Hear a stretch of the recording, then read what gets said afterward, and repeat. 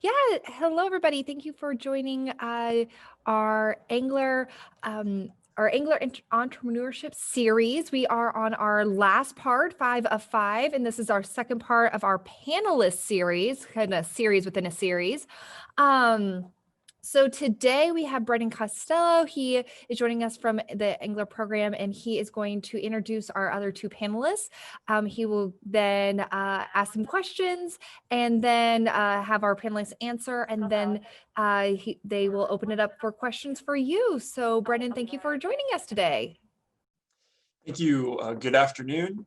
Excited to be here. Excited to wrap up this entrepreneurship series that we've been doing with DoSpace. Really, the goal of this series is to help people get off the sidelines and take the first steps in getting something started, and especially getting their own enterprise started. At Engler, we think everybody should pursue some sort of entrepreneurship, because you really get the opportunity to build something yourself, and it doesn't matter how big it is, right? It could be something that just makes you an extra $50 a month, or it could be something that's grown into a full business that's really providing a lot of needed goods and services to communities. We really believe in the power of entrepreneurship to solve problems and to grow communities. And that's what we try to do here at Engler. If you haven't been on a panel or a call before this series, Engler is housed at the University of Nebraska. So we're mostly focused on helping students at UNL start and grow businesses. They can actually get a minor in entrepreneurship through what we do, but we're always trying to expand our reach. We've got a couple high school programs where we work and help grow businesses inside high schools, and we're starting to do more and more with entrepreneurs outside of the college level. Maybe an aspiring entrepreneur who didn't go to the college pathway, maybe an aspiring entrepreneur who's wants out of the current job that they're in, or maybe a entrepreneur that retired and is ready to actually build something of their own. All different ages that we're helping pursue this concept of entrepreneurship. So we're excited to work with the DoSpace to bring kind of this series, and this is our last one where we have a couple panelists. We'll talk a little bit about their businesses, and our big goal is that you have the opportunity to see entrepreneurship happen in real life, and to see from their examples and maybe think about something you could do. Not that you have to copy them, but that you use some of their lessons that they've learned to take that to whatever you're passionate about, whatever product or service that you want to bring to the market. So that's why I'm excited to be joined by Maria and Hallie today. These were both members or students of our program. Maria is still a student, and Hallie is one of our distinguished alumni. So we're very excited that she came back to share a little bit about what she works on this semester, or it works on now that she was a student when she started it. Now she's continuing to work on it, so we're excited that she came back and shared with us this afternoon. All right, with that, what I'll do is I'll start with both of you giving about 3 minutes to talk about kind of here's what your business is, and here's what your journey has been thus far. So please introduce yourself, kind of where you're from, what you do now, and talk a little bit about the journey of what your business has done from kind of the beginning. How'd you come up with the idea to here's what I'm working on right now with the business? And I know you're at very different stages of the business. That's totally okay. Maria, I know you just kind of went through a pivot. So talk about that, because that's a big part of entrepreneurship as well, especially as we're getting started. So, but with that, let's start with Hallie. If you can introduce yourself and kind of talk a little about the journey you've been on. Yeah, for sure. Well, thank you all for joining us today. I'm super excited to just share a little bit about my experiences and hopefully hear a little bit more about what you all are hoping to launch. But yes, like Brennan said, I'm Hallie Ramsey. I'm a recent graduate of Engler. So I graduated in May, and as far as my experience, I guess, with entrepreneurship as a whole, I never really grew up thinking that I would be an entrepreneur or that it would be a part of my life.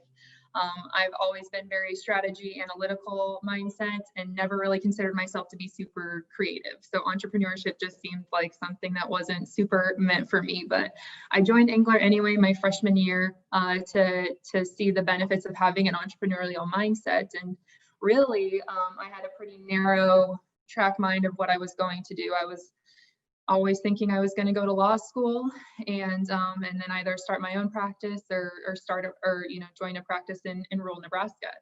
And so basically throughout my first 3 years of college, especially, I did a lot of internships in law offices, and I didn't really like any of them, and I couldn't figure out why.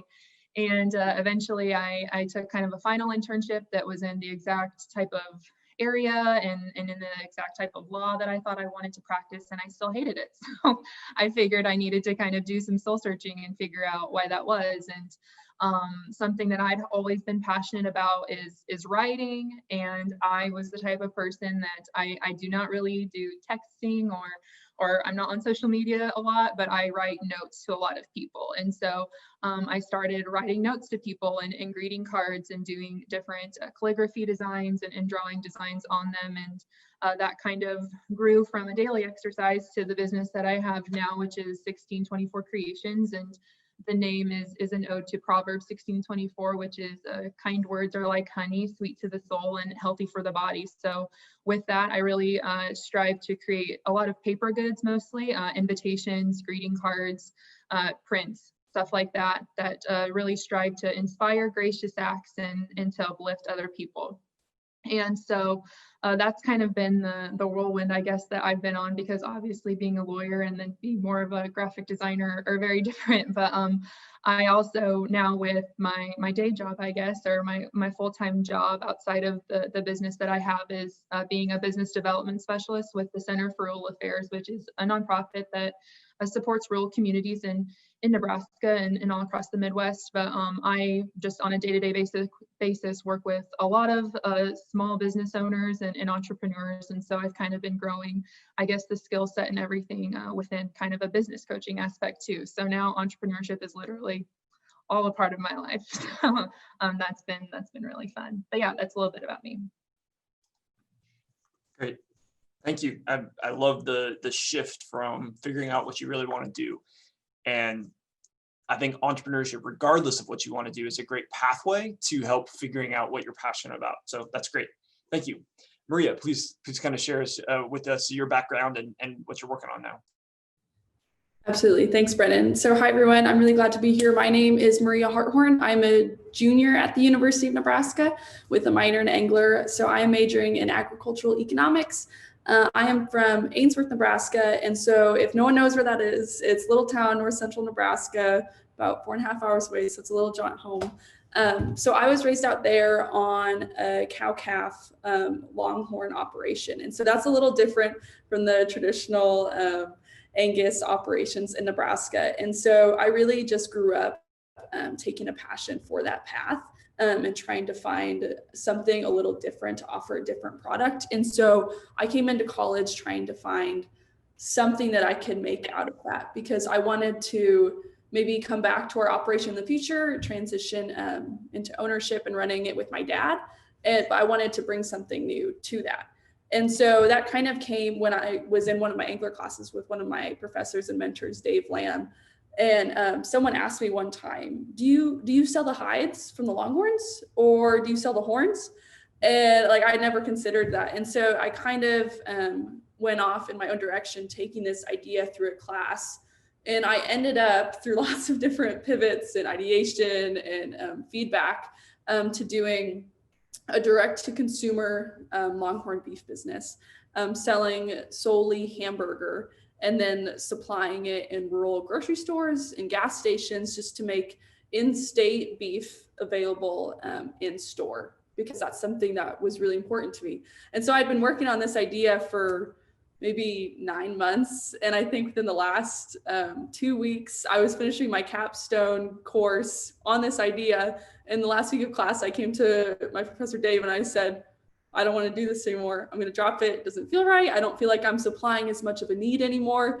And so I pivoted. And so that was kind of like a big, like, I'd worked on it for so long, finished my capstone, and I dropped it. But like, that's what I had to do, because like the need was no longer there, and it wasn't what I was called to do anymore. And so with that, I'm still really trying to work on making in-state beef available to people in the beef state in Nebraska. I really think people should be able to find locally sourced beef, because a lot of people raise it. But like, why isn't it in grocery stores? Why is it hard to find? And so I'm trying to come up with an online platform to be able to feature different Nebraska businesses, whether that's just protein, beef, pork, wine, cheese, whatever it may be, and putting that in a common place to make the average Nebraska consumer who doesn't know how to find that easier to find, and to just support Nebraska raised products in agriculture. And so this is all really interesting because I've literally found this out in the last month or so. And I've just really found that entrepreneurship is the path that I'm meant to take, because I was looking for internships this summer. And I remember I had to like mark down like what area I was interested in. Like, are you interested in marketing? Are you interested in IT? Are you interested in sales? And none of those really like hit the mark for me. So like, why do I have to be one of those areas? Why can I not create my own? And so really just searching in that realm, I wasn't really being fulfilled in that. And so really just kind of in the works right now, trying to figure out how I can make that for myself, and just how I measure my entrepreneurial life and career life. So that's a little bit about me. It's all new and all different, but thank you for bearing with me through that. No, that's great. I think it's really important to talk about and showcase the roller coaster of starting something new, right? Your first idea is not normally the one that you finish with.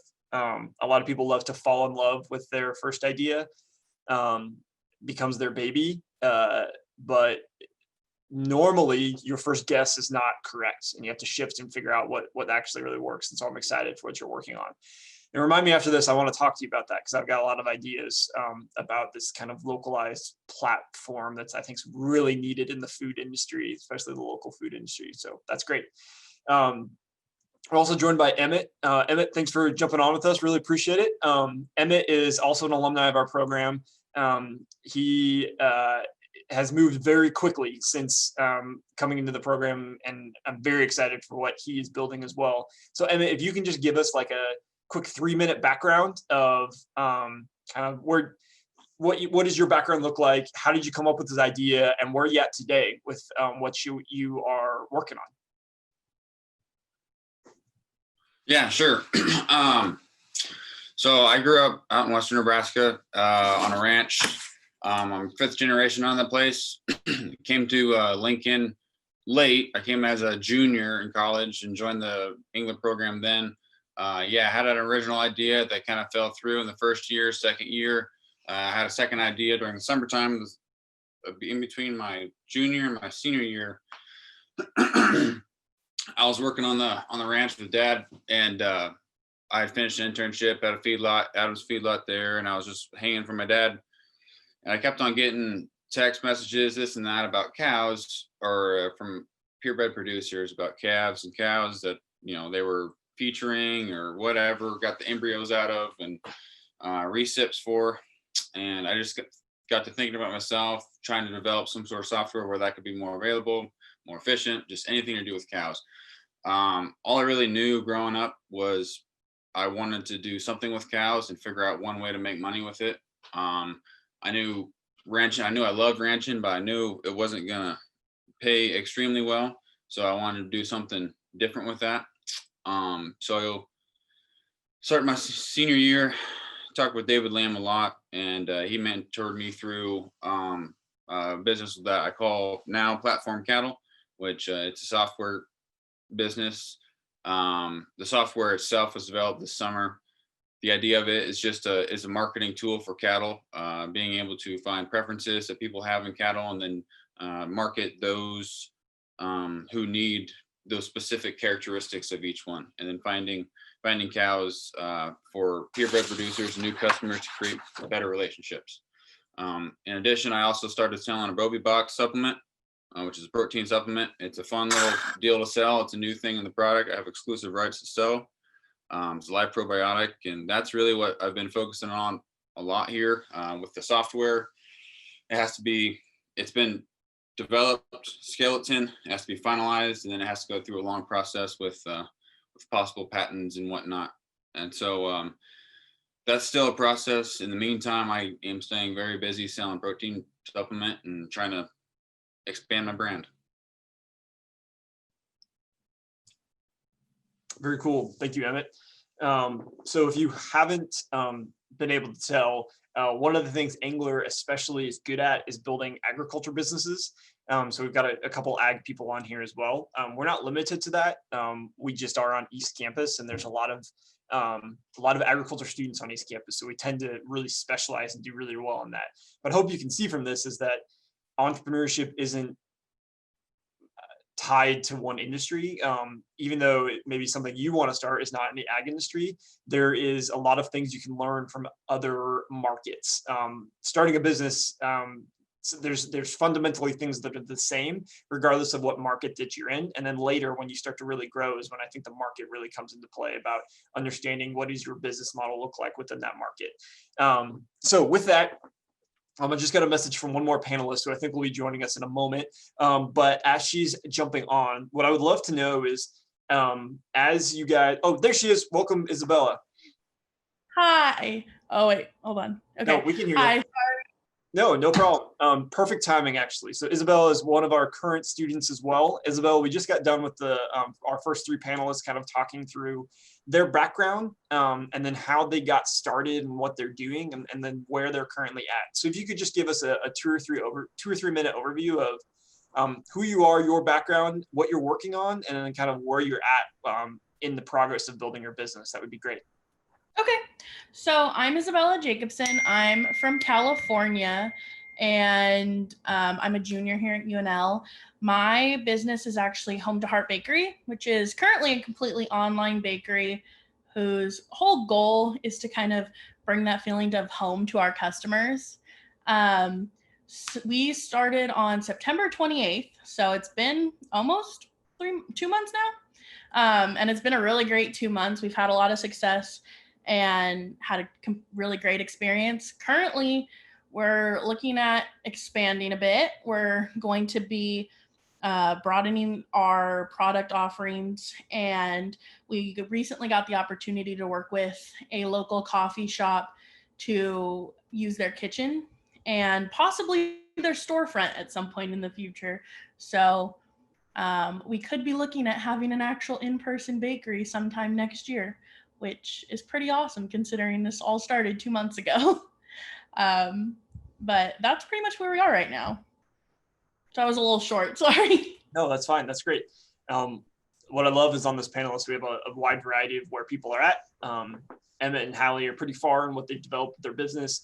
Marie and Isabella are pretty new and kind of trying to figure out what their business model looks like and trying to grow. So we should get a great kind of perspective here. I want to jump into a couple of questions that I have, give everybody the kind of the chance to answer. And then attendees, if you have questions, please put those either into the chat or into the questions, and then we'll get to those after we go through a couple of questions generally, but we want to make this valuable to you. So panelists, if you could think through what are some of the biggest hurdles that you've had to work through thus far? So what are the big challenges that you've had, in your business that you've had to kind of overcome, and then how did you overcome those? Unmute yourself if you'd like to start. I can go. I feel like this might be more specific to me, but like kind of I had mentioned that creativity and especially like artwork is not something that comes, like I would say, super naturally to me. It's something that I enjoy doing, and obviously that's what I do in my business. But I think that for me, probably the biggest hurdle has been time management and being able to kind of hold like a sacred space for like creating or developing that, and kind of separating that work between whatever it is, working with customers or even packaging and stuff like that. I'm kind of used to being a super big multitasker, and then I figured out that I couldn't get as much done on the creative side if I just muddled it all together. So I think that kind of that, I guess, time management is always an ongoing challenge. And I think especially after being a graduate, or graduating from college, going from being a college student to now I have like a full-time job, and then trying to give, the right allocation of time and resources to both jobs, because I'm passionate about both of those things, has been interesting. And then I think that a common thing that comes up with a lot of entrepreneurs I work with is kind of this concept of self-care, and just trying to not really just bring yourself out with what you're doing, but also, kind of the name of the game is, you do have to hustle and take hold of the opportunities that come to you. And sometimes that does mean a lot less sleep, but I think that just trying to hold space for that creative side and making sure that your mental health is in check has always been a really important thing that I definitely haven't figured out 100%, but it's a really big, I think, issue and commonality between entrepreneurs, at least the ones that I worked with. So I would have to agree with Hallie that time management is a big issue, especially for me. I currently work at a law firm about 20 hours a week. I'm a full-time student. I volunteer and I do this business. So it's kind of like having 2 full-time jobs between school and work. So it's a lot of trying to manage when exactly I'm going to bake, when I'm going to have the time to post on social media. And it's been a really big issue that I'm still working on making some ground on. Another big hurdle that I think has kind of taken me is this whole mostly virtual area we're working in right now with COVID. Typically, your idea of a bakery is going into a storefront and seeing all the options that they have in front of you and kind of picking from there. So I think in a way, everything going less in person has helped me in the fact that I'm all online, but you lose some of the connection with your customers, I think. And it's been a big hurdle trying to say, hey, I'm here, I have a really great product and I'd love for you to try it, but I don't really have the means to currently get that face-to-face interactions and give out samples. So that's been a really big hurdle that I've kind of had to overcome in the past 2 months. So I'll say mine is a little different. A lot of things that I've struggled with have been related to target market. And I think a lot of different businesses might struggle with this. Just really knowing who you're meant to serve and who you're supposed to help can be really hard to pinpoint. And it's really dependent on your location, where you can go, where your connections are to help you get to your target market. Sometimes it can be really hard to identify that, especially if you kind of switch maybe where you're going. And so I really struggled a lot in the beginning, just trying to do lots of cold calls, cold emails, trying to make those connections and just kind of weed out who am I not trying to help and just kind of narrow it down that way. So it's just a lot of trial and error and talking to people to try and figure out who you're not serving and then get closer to who your customer is.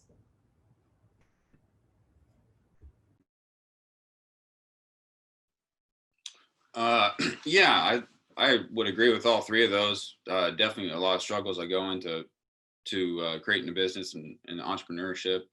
I think what's probably slowed me down the most anyway has been trying to decide what managing expertise would probably be the best way to describe it. In that, obviously, starting a tech company and growing up on a ranch where like tech wasn't anything, you know, your immediate reaction is, I don't know how to do this. I need to pay someone to do this. Well, I definitely have wasted probably way too much money on trying to figure out the right company, the right app, the right revenue, the right or avenue, I mean, to finding someone who's going to understand my business, who's going to be able to create this, who's going to be able to code, who's going to be able to do this, all this whole mixture. And I've learned that in order to, that it's number one, it's really difficult to explain the cattle industry to someone who's never even like seen a cow before. And you can't, those little details, you can't describe, you have to almost do it yourself in that sense.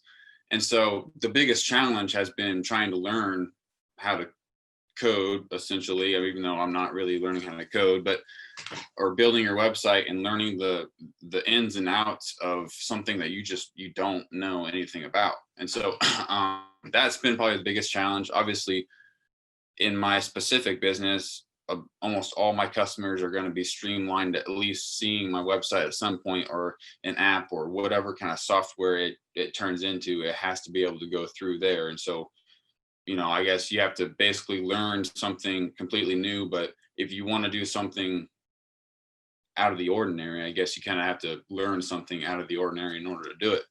And so that's definitely been a big challenge and what's slowed me down so far. And I'm still working on it today.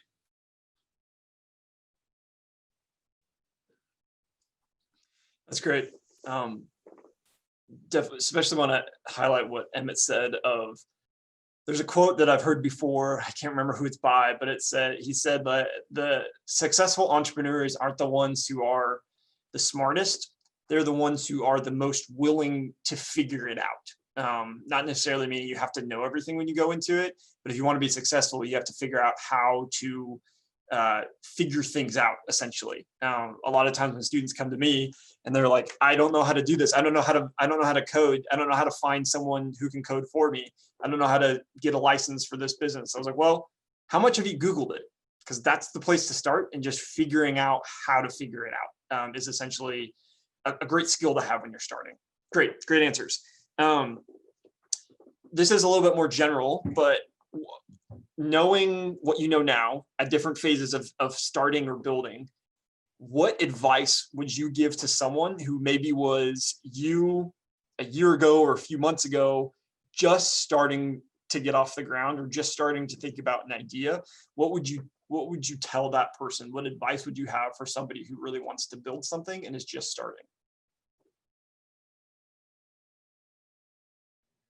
I can go first. I think that to me, with the experiences that I've had, I don't know if it's like an official quote or if I just heard somebody say it one time, so I don't know who said it, but it goes along the lines of like, failure isn't generally fatal, but hesitation can be. And so that to me has just kind of played out in a lot of ways, that at least when you fail generally, or when you're faced with failure, especially at the beginning when you don't really know what you're doing, you just kind of have to take steps forward.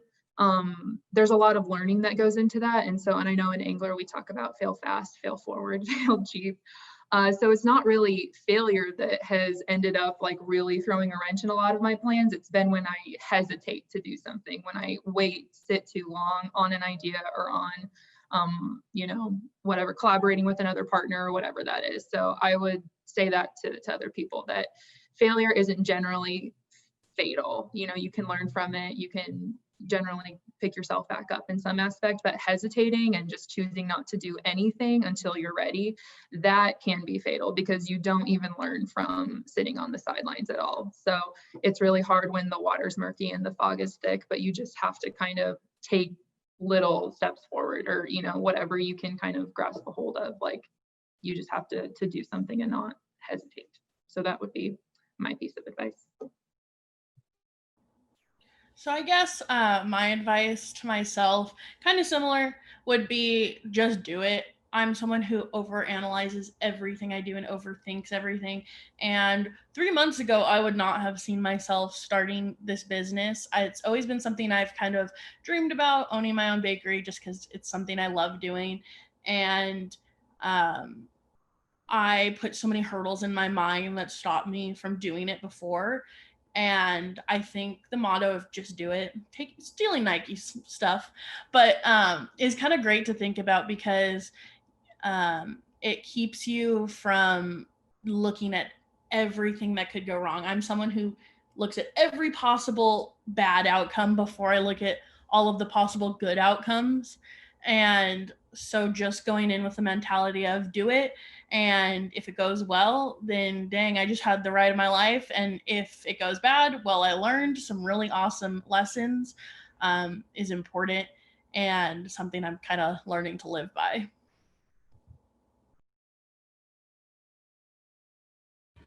So I would say, I know that a lot of people talk about how lonely entrepreneurship can be, and no one will ever believe in your cause as much as you do. And I believe that should be true. But that doesn't change the fact that partnership is a really big component of entrepreneurship, and it's needed. And you really do need a support system. And like personally for me, I moved pretty slow. I put a lot of things off that I could have just been upfront about and just really gotten after it. And so what really I found more recently, and I wish I had earlier, was my mentor, Dave Lamb. Like, I need like a kick in the butt to keep moving and talk to someone who wants to see you succeed, who will tell you the truth, who will advise you, but they won't tell you what to do. And they'll let you fail and they'll let you try things. But regardless, they'll support you and where your heart is going into your venture. And if that's to fail, they'll let you fail, and succeed. They will ride through the mountain with you. And so that was just something that was really important to me, because I think when you're in the process of starting a business, like Isabella said, there's always like a million reasons not to do it or to stop. But if you really have someone who will push you along through that, can be really helpful.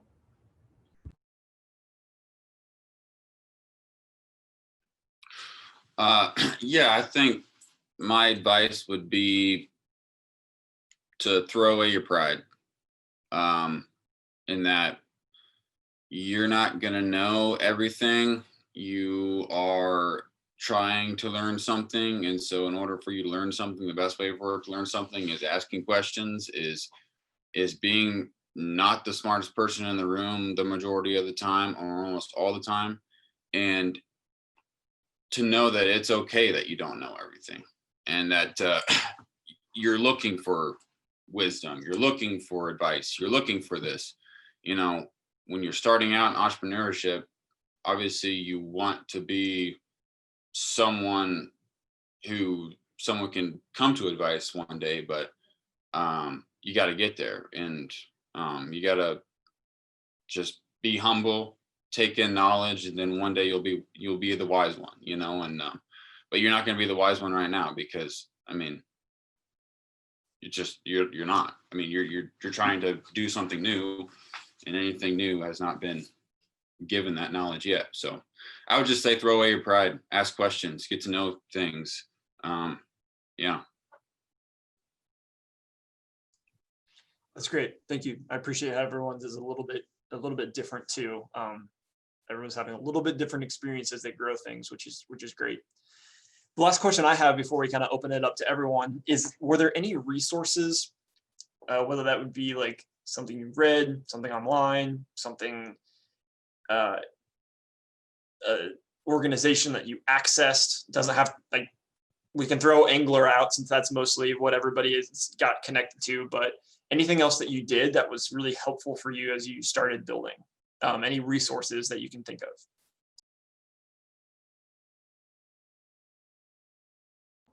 So I'll go first on this one. So I think a great resource for me happened to be Facebook Marketplace. It's a really, not my favorite idea of starting something out, but it became something that it was really great to get my name out there, my foot on the ground. And I got a ton of hype from my very first post. I think within a day of posting just an ad for cinnamon rolls, I had 2,500 views, and upwards of 50 messages in the first couple days. So Facebook and social media have just been a great platform and a great resource. Even using their marketing, I've used Facebook marketing like once or twice just to boost a post to see how it would do. And it's been immensely helpful in just continually spreading my name, especially in a time when it's kind of hard to get face-to-face or like word of mouth spread really well. So just using the social media, and especially the free aspects of it, their scheduling, the business suite, everything like that has been so helpful and a great way to save money versus your traditional idea of marketing, I guess. So that's been a great resource. I can go next. I would say when I was trying to learn a lot of information about like my product ideation, Facebook groups, like for different areas. I mean, there's groups for everything. So I joined a grass-fed beef group, and I posted once asking one question, and I got over 60 responses, and maybe like 5 or 6, 7 people that were open to reaching out to me and having conversations with me. So that immediately eliminated the cold call, cold email. And then I had people who wanted to help me. So I would say that was huge. That was something I never thought would serve me that well. And this is kind of, this isn't quite as related as a resource, but simply being a student and pulling almost the student card has been like the best resource I could ever use, because you can reach out to anyone and say like, hey, I'm a student at the university. I'm trying to learn more about this for one of my projects, for one of my classes. Can you help me? Can I take 10 minutes of your time, and can you help me share some of your knowledge with me? So that's not super directly related, but people are so willing to help students succeed and are wanting to do that's been a really good resource to take advantage of. I feel like there are a lot of resources too that I didn't necessarily know about when I launched, but definitely that I wish that I would have known more about.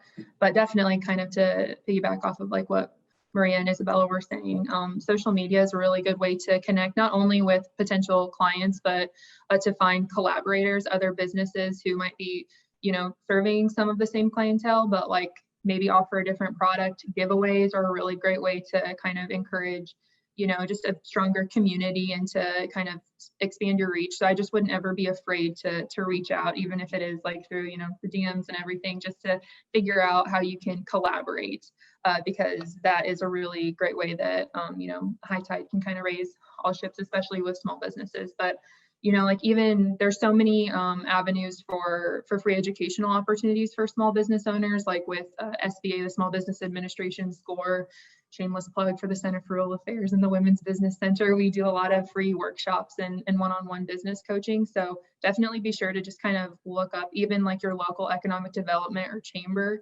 There can be grants that are available to you, other like resources. So just make sure to ask, because you never really know what can happen. And then on the business planning side, a program that is really nice that is self-paced too is called Dream Builder.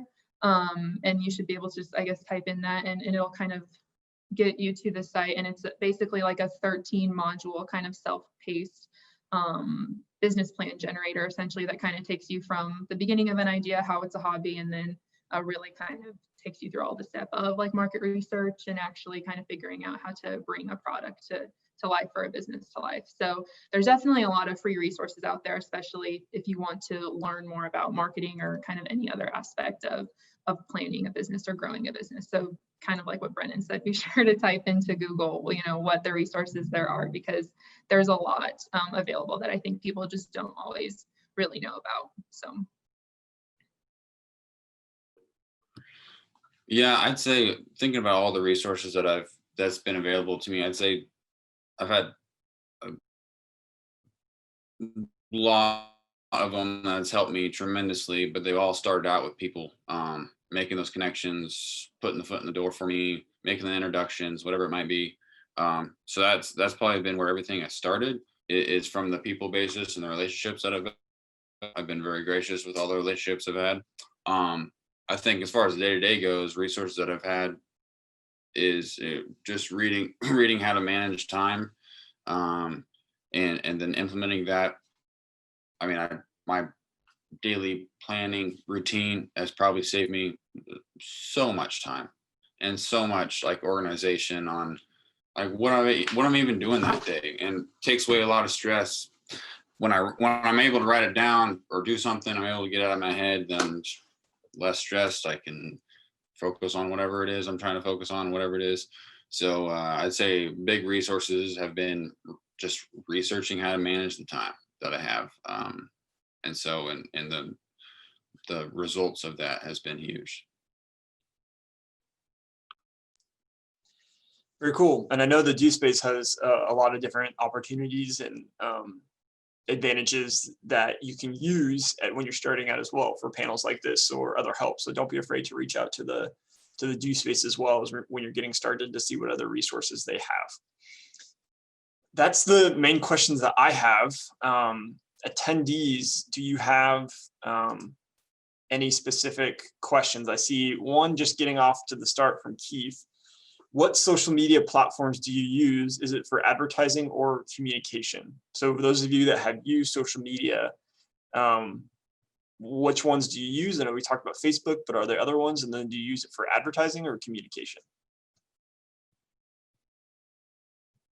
I guess I can go. I definitely, when I started, I utilized Facebook and Instagram a lot. I haven't as much anymore because I've kind of gone more into like the wedding side of things, and a lot of the, as far as like the capacity that I can have, it's kind of gone by through word of mouth. So I don't utilize it as much anymore, but it definitely was for promotional purposes, but also kind of building relationships. I know that we've all talked about that a lot, but that's like where I found a mentor, was on Instagram. So I think that sometimes it's really easy to go on social media and, either compare yourself to other businesses or just kind of mindlessly scroll like for ideas. And I think that it's important that however you decide to use social media, just be very intentional about like what you're searching for, because there are real relationships that can be developed from them. But yeah. So I know I primarily use Facebook and Instagram, and Instagram's more been kind of that like communication factor, just kind of sharing what I bake, and it'll become more of that as I have more time to post more often. Social media or Facebook, I do a ton of advertising, and it's primarily where I contact all my customers through. Their business suite allows me to message all the customers that have inquiries about anything that have been super helpful. And then I've started to get inquiries through my website as well. So that's how I primarily use my social media. So for me, I used LinkedIn quite a bit actually when I was doing customer discovery, just because there's lots of different information that you can share in LinkedIn that can help also create like mentorships, partnerships. And it's just like really always really relevant, and you don't get as much like fluff maybe as other social media platforms. I want to word it that way. I used Instagram a lot when I was looking for similar products or people who did similar things to me. Through Instagram, I found a gal from Iowa that I actually talked with quite a bit, and maybe I'm potentially going to do business with her, just because I followed her on Instagram. Like, you search a keyword, Longhorn skulls, and so you can really find, like Hallie said, if you're intentional about it, you can really find what you're looking for. And if you seek out those people. And like I said before, I use Facebook for the groups a lot. So those are kind of the main ones that I hit on quite a bit.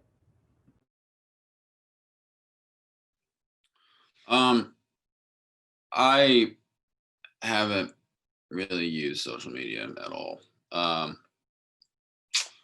will, definitely. I think I've used just in trying to build, I am trying to prepare myself for social media so that when the first impression of platform cattle gets to somebody, that they have kind of a direct way to do whatever they need to do. And so I'm definitely preparing to use Facebook and Instagram and have like a social media, just let it loose. And I haven't got that all taken care of yet. A lot of my connections that I've been using, like I said before, in personal relationships, thankfully I've had enough kind of, hey, I know this guy, he needs to, or you need to call him, blah, blah, blah. So a lot of my customers have actually just come from, I get a text message from somebody who says, hey, you need to call this guy about, he wants to try your blocks, or he wants to do this. All right. Yay. Say, I heard you needed to hear something or whatever, so a lot of mine has just been through hand in hand, but social media is absolutely a fantastic tool. It helps so much. It expands you so much. It is absolutely, I cannot wait to use it. Just haven't yet. And I guess I'll add too, this really depends on, who your target audience is, but I think that one platform that is maybe a little underutilized as I'm learning a little bit more about it is Pinterest. I haven't used it personally, but that's just something to keep in mind, especially if you're products are like very visually oriented, and you have kind of a target market that aligns with people that use Pinterest. But that's just something that you might want to look into too.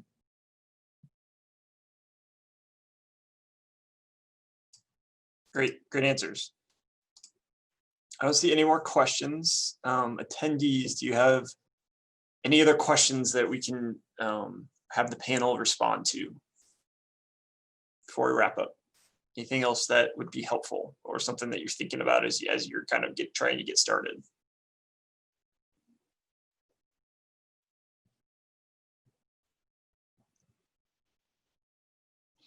Or Kim, do you have anything else that you would love to hear from our entrepreneur panel?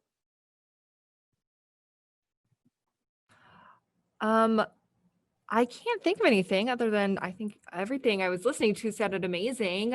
For our members, yes, like Brennan said, we do have a lot of resources.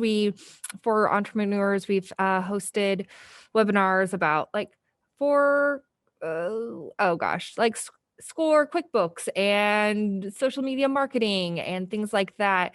You can find all of our past webinars on our website at or not at our website, but at our Do Space YouTube channel, as well as all of the past 4 series of this Engler Entrepreneur Entrepreneurship series. That's the word. But yeah, we do have a lot of resources in terms of to help for entrepreneurs as well. So that was a great shout out. So thanks for that. It does look like you might have, looks like you have another question. Great. Yeah, Keith says, do you have employees working for you when you started? I do not have any employees. I do not have any employees either. I am looking at bringing in one of my friends though to help with baking, just because orders have gotten higher than I can probably fill by myself alone. So that might be something that's going to start in the next year. I did not have any employees, but I did have partners. No official employees on the books, but a lot of help, third-party help, or a lot of my stuff has been contracted out or whatever it might be I needed help with. So definitely help from other people, just not like on a payroll kind of employees.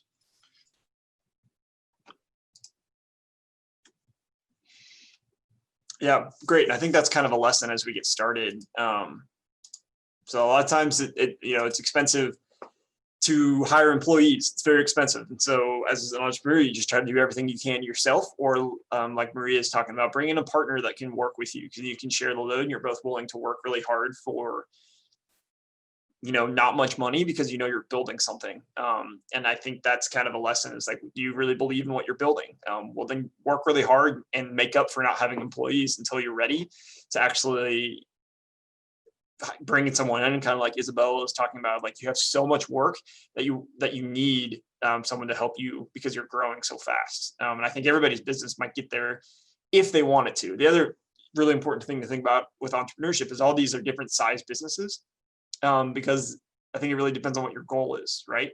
Is your goal to just supplement your income? Is your goal to replace your job, your full-time thing that you want to build? Is your goal just to do something for a little bit extra cash on the side? It really depends on what your actual goal is when you're trying to get something started. So great, good answers, everybody. Last call for questions from attendees.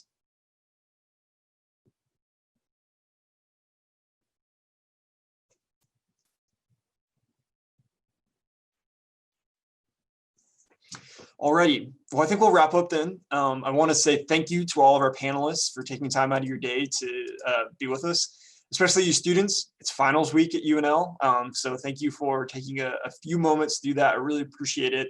It's very, very beneficial to the attendees that are with us and the attendees that will watch this, to get to see great examples of young people building something, because I think it really helps inspire other people when they can see what they're building, when you can see other people building things, especially the diversity of what you're building, from an online cattle purchasing software to making awesome cinnamon rolls, like, and everywhere in between. So I think that's really, really good. Thank you for your time. Kim, thank you for having us and allowing Engler to be part of this series. If you're watching this and you have further questions, please reach out to me. I'll put my email in the chat, but I'm always happy to help others as they're getting going, linking you to resources, anything that we can do to be helpful at Engler, we want to be. We really envision entrepreneurship as something available to all Nebraskans, and entrepreneurship being the force that really grows our communities. And so if you're interested in building something, we want to help. So feel free to reach out to me and we can help get you the help that you need. So thank you, Kim.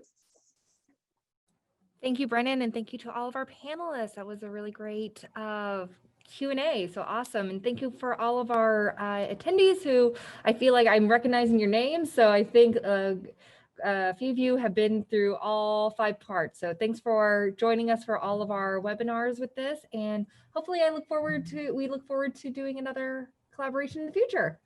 Thank you, everybody. Have a good rest of your week and happy Thanksgiving. Thank you, everybody. Thank you. Thank you. Thanks. Thank you.